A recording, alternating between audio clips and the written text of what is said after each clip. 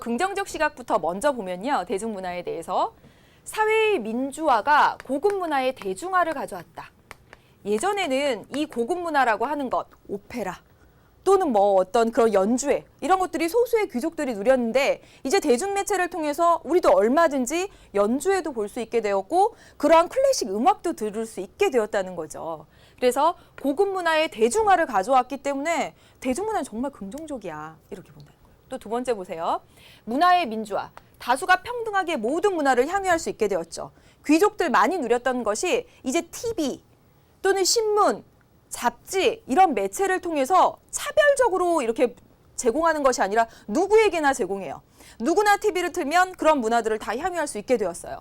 다수가 평등하게 문화를 향유할 수 있게 되었다라는 측면에서 긍정적으로 바라보고 있죠. 또한 여러분 여기 보세요. 다양한 지식과 정보를 제공합니다. 제가 이거 어디서 제일 많이 느끼냐면 EBS 다큐프라임. 완전 팬입니다. 다큐프라임. 최근에 본 것이 뭐였냐면 킹메이커 3부작을 보았는데요. 그거 보면서 네거티브 선거 전략이 뭔지 그리고 미국의 선거는 우리나라의 선거 문화와 굉장히 다르구나. 선거 운동을 저런 방식으로 하는구나. 이런 것들을 막 배웠어요.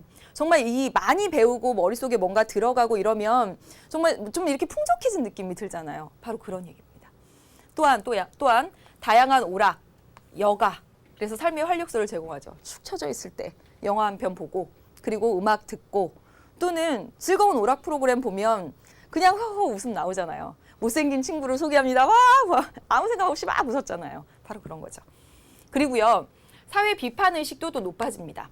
왜냐하면 이 대중 매체를 통해서 이 사회 문제, 사회적 약자에 대한 그런 문제 제기를 계속 하게 되거든요. 최근에 봤던 다큐 중에서 가장 인상 깊었던 것은 최후의 제국이라는 다큐였습니다. 이 자본주의를 비판한 그런 다큐멘터리였거든요. 그래서 정말 전 세계의 문명 국가라고 하고 전 세계의 리더 국가인 미국이 진짜 행복한 사회인가를 그 원시 부족과 비교해서 보여줬어요. 그래서 미국 사회의 그 빈부격차 막 이런 문제들을 막 조명하면서 한 사회의 양극화 문제 막 이런 것들을 보여줬다고요. 그거 보면서 진짜 그 우리가 만들어 놓은 사회 시스템, 자본주의 이런 것들이 정말 잘 맞는 것인가 막 이런 의문도 갖게 되고 막 그랬어요. 자 보세요. 사회 문제, 사회적 약자에 대한 관심을 저 가졌어요. 이런 거 보면서. 그래서 이런 거 보면 대중문화라고 하는 것이 굉장히 긍정적으로 보입니다. 그렇죠. 그런데 정확하게 대척점에 또 부정적인 시각들이 있어요. 지금부터 말씀드릴게요. 문화의 주체성을 상실하게 된다라는 그런 문제가 있죠. 뭐냐면 대중문화가 대중매체가 이게 문제다라고 보여주는 것만 관심을 갖고 거기서 지적을 해주지 않는 거는 무관심한 거예요. 사실 어찌 보면 바보나 다름없죠. 평상시에 저는 자본주의, 이 양극화 이런 문제를 생각하지 않고 있다가 최후의 제국을 보고 나서 어머 이런 문제가 심각했구나. 말해줘야 알고 언론에서 다루지 않으면 관심을 안 갖는 거예요. 주체성을 상실한 거죠. 이런 것도. 또 서구 문화가 계속 보이고 우리 문화는 계속 사실 그렇잖아요. TV에 나오는 것들은 거의 대부분 서구 문화죠.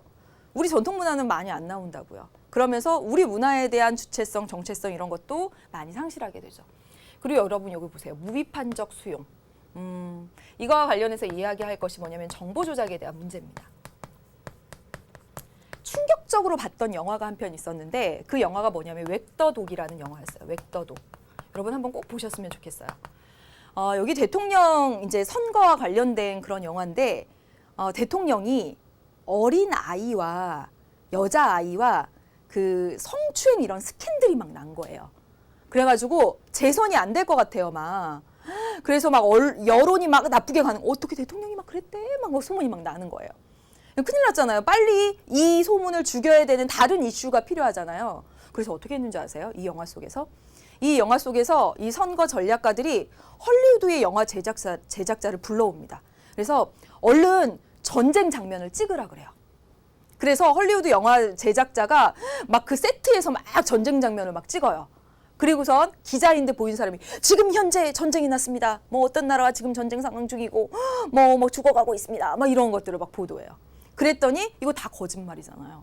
다 거짓말인데 이것이 진짜인 것처럼 해서 대중매체를 통해 TV를 통해서 방송이 됩니다.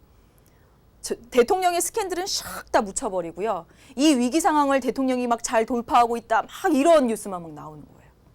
보세요. 정보 조작이 가능하고 무비판적으로 수용합니다.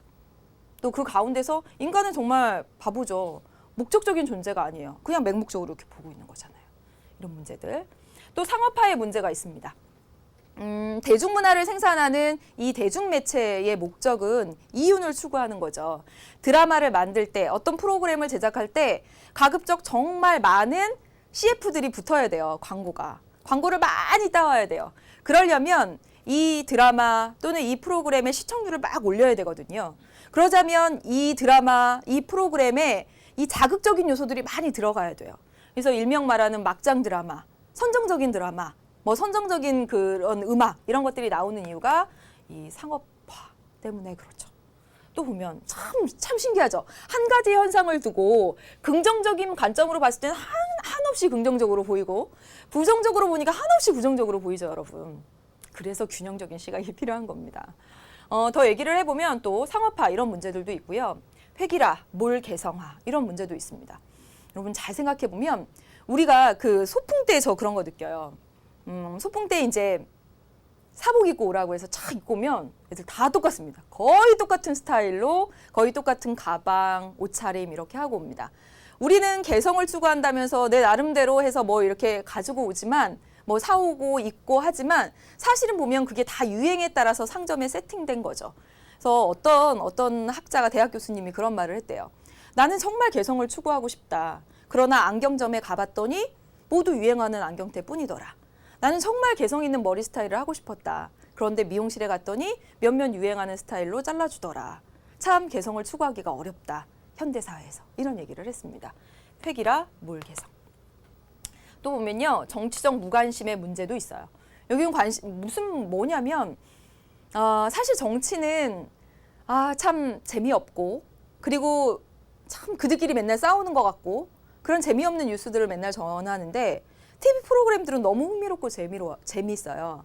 그래서 과거의 군사 정권들은 그랬잖아요. 3S 정책이라고 해서 섹스, 스크린, 스포츠 이런 것들을 막 육성했잖아요.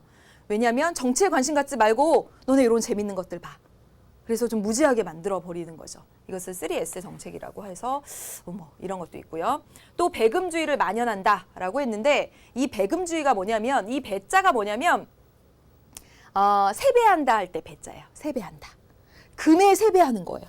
돈에 세배하는 거죠. 즉 물질 만능주의 이런 것들을 양산하고 있습니다.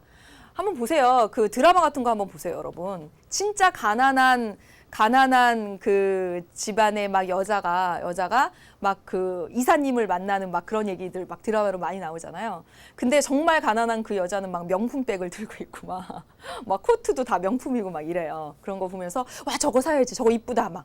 그래서 그 연예인들이 입었던 거는 막 정말 불티나게 팔리고 막 이런 거 보면 바로 소비 지향적, 물질 지향적 이런 것들을 볼 수가 있고 그렇습니다.